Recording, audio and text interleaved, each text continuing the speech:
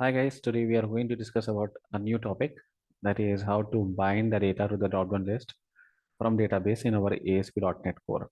Okay, so let's start the thing, guys. So let's go to our Visual Studio, and in our Visual Studio, first of all, we are going to bring the data from the database. For that purpose, I'm just going to go to my dependencies, and I'm just going to add some packages. So some of the packages which I want to install for here is I just want to install Entity Framework Core. So let me take it Entity Framework Core here. If you see this, we have like some no packages which is installed there, right? Now I just want to say like browse, and here I just want to say like Entity Framework Core. So this is what Entity Framework Core which you need to take it. So let's take 5.0.2 which you are going to take it. So let's take this 5.02 and then go for install. Okay, now just go for like click OK, go for accept. So first package is installed for you. Okay, so let it be like what are this error we are getting here. We will see later why we are getting this. Okay, no issue with this. Okay, now we go for some other package. One package we got it, and now we'll go for another package also. You can see this, we got this, right? Now let's go for manage unified package, and another package which we need to take it is SQL Server. So we are using database first approach in our entity framework and trying to get the data from the database. So this is 5.0.2. Let's go for install again this one. So entity framework core, Microsoft.entity framework core you need to install, and Microsoft.entity framework core.SQL server. So first of all, we'll install these two things. And the last and final thing which we need to install, that is, let's go for again. Let me close this. And entity framework core dot tools. So already it is there here. So I can choose here tools.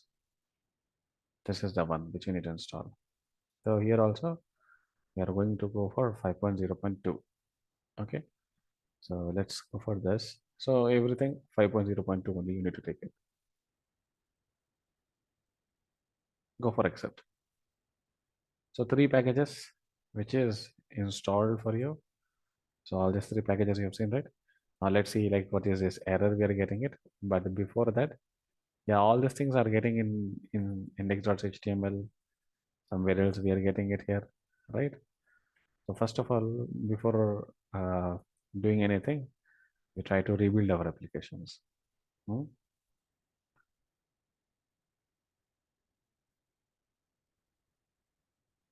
Yeah, we did it.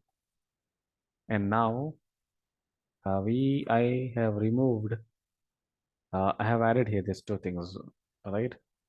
So obviously this model and other things, it's not taking it. So let me remove this. Okay. And uh, does not have this namespace also. So let me remove this also. Fine, this is done. Now again, we can rebuild this.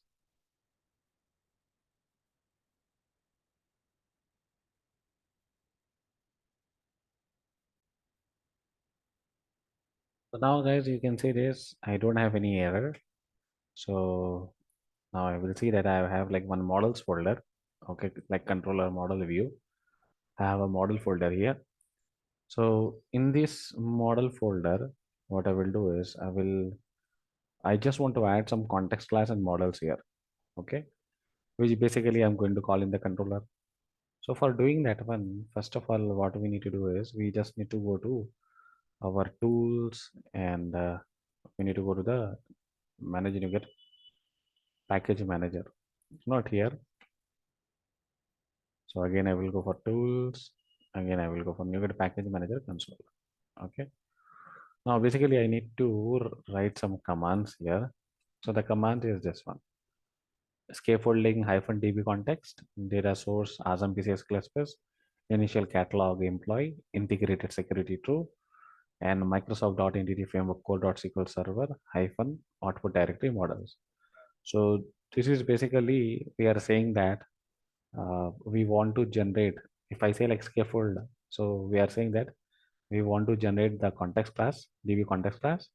And for us, the SQL connection string is this, where our server name is SQL Express, Azam PC SQL Express.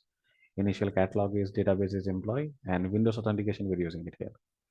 And Microsoft.entity framework core.SQL server is our provider. And we want that in the models folder, all the employee database related table model class should be created. So that's what we are saying it. So that's what we said here. So that's why whenever you go to NuGet Package Manager, just click on console and write all this command and just press enter.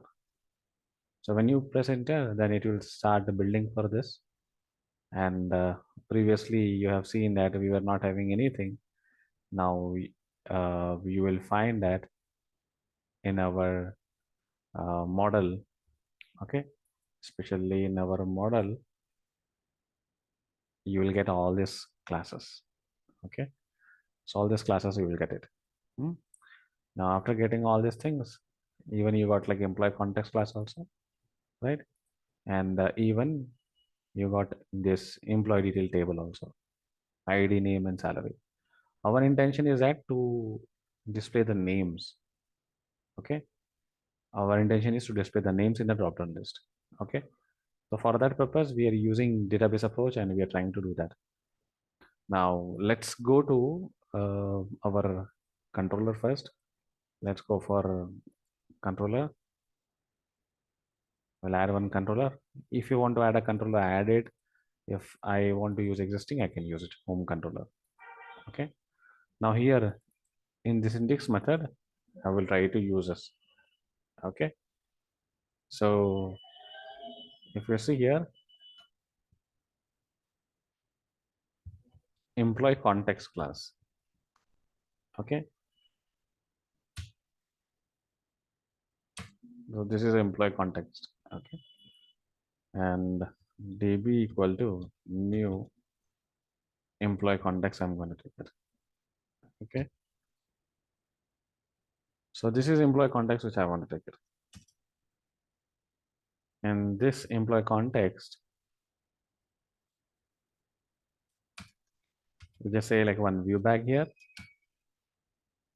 and view back dot country will take it. Or we are taking employee names, right?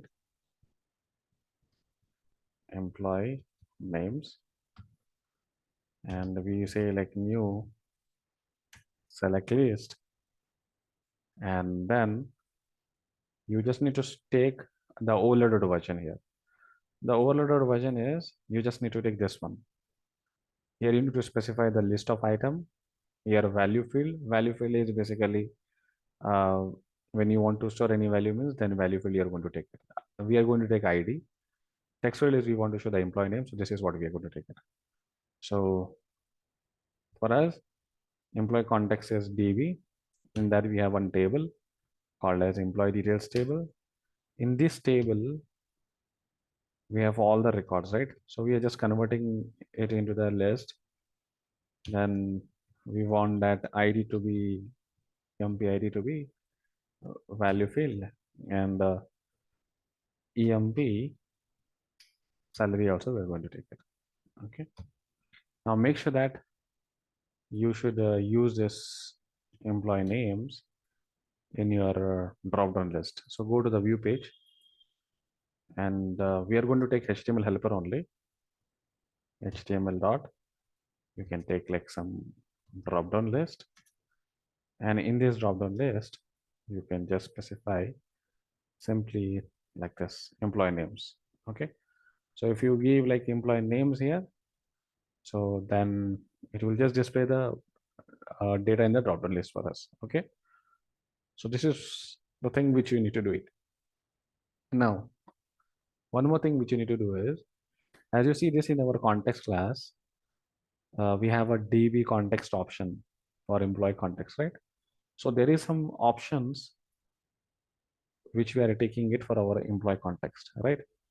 Now, generally here, whenever we create an object of a context class, we try to connect to the database. So here with this DB context option, we will try to give the connection string. So to give this employee context connection string, so first of all, you just specify your connection string in the app setting. And how you need to give this, you just need to say like comma, and you're just going to say like connection string, and you just press enter.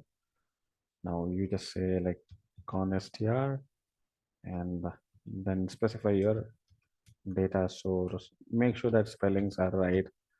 Okay. Sometimes we do a lot of mistakes. Okay.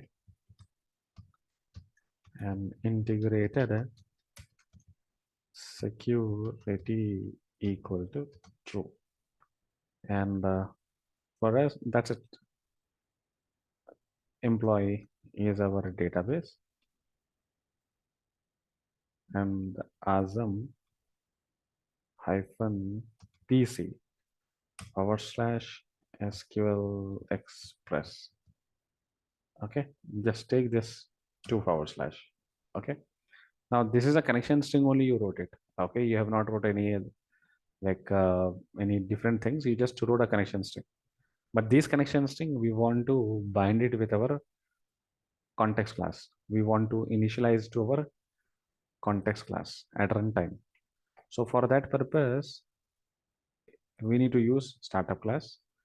And the people who are using MVC Core 6, then they need to write in the program.cs class, this one. Okay, under the configure service method. So you'll not find like configure service method there. There above itself, builder will be there. So in that you need to write it. So now we will take this service dot, we will find like add db context. This you need to take it, and this db context which we are dealing is employee context. Okay, that's what we're dealing, right? So just take this model here, and you're going to specify here options. You're going to say like search that options dot, we will go for use SQL Server. Okay, so use SQL Server we are going to say it. Okay, now why we are going to write use SQL Server is because we are going to connect to the SQL Server, right? So that method we need to write it. So and there we need to specify our connection string. Now where we will get this is, we will get it in this namespace use SQL Server method. Just take it as. Okay, now after this you just need to read the connection string from app setting JSON file, right? From app setting.json you want to read the connection string, right? So anytime whenever you want to read anything from app setting, use configuration variable, configuration dot get connection string. So just use get connection string, it will go and get the connection string for us. So we are going to write the connection string name. Name is, this is what the name we have it, right? So do one thing, always copy and paste it so that the spellings will be taken correctly. So yeah, that's what we need to do it. Huh? So everything is done. Everything we have done here. Okay. So let's come back and run our application. Okay. Yeah. Let's go to the running our application.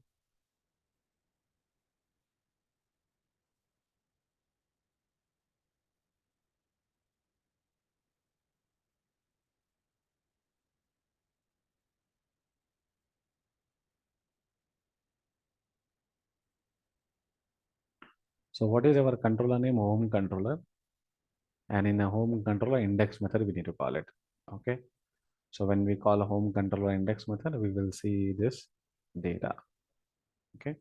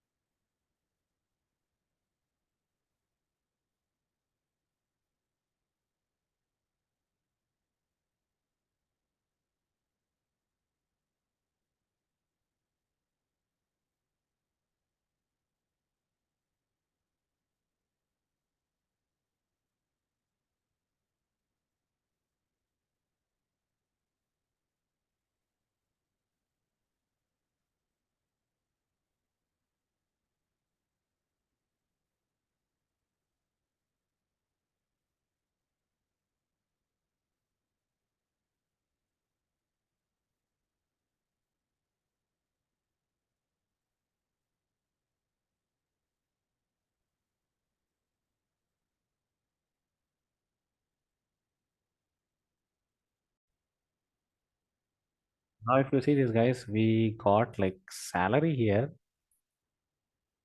okay, for all the employees. The mistake what we did, I will tell you. We have wrote here EMP salary, right? So instead of EMP salary, we need to write EMP name here in our index method. So save this and we can come back here and we can reload this. Because this is C# code, definitely. Okay, let me close this.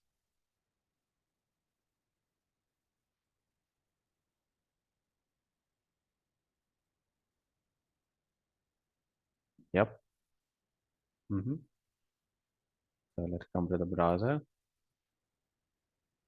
We'll stop once again.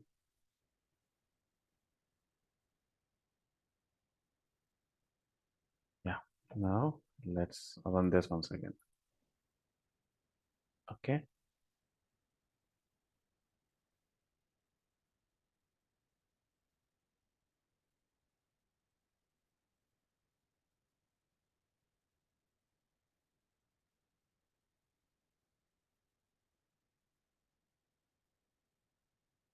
Now let's see like once again what the data or what the output we are going to get it here.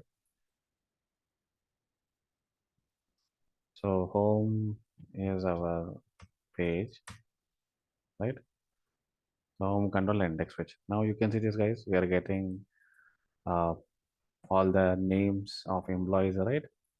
Now suppose that I just want Isha, Isha to be like displaying as a selected name. Okay, that's what I want to get it here. Okay. Now if you go and check it, what is the Isha name here? ID. What is the Isha ID? So to see that, I can go to the view page source and I can say that this is 71041.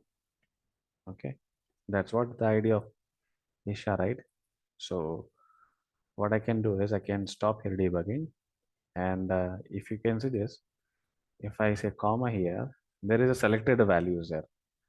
So in that selected value, I can give this integer ID. Okay, so this is an ID which I can give it. So whichever ID you want to select it, by default you can give that ID. Okay, so save this, and again you can come back to your index page and you just run this. You don't need to specify anything, just name is enough. Okay, so run this. Okay, as express. Yep, I can come here and you can see this. Isha G56788 is selected by default, right? So this is how it's going to work, guys. Okay, so I hope you have understood this concept how to bind the data, right? Okay, so fine, we'll meet again in next class, guys. So please don't forget to subscribe this channel. Thank you.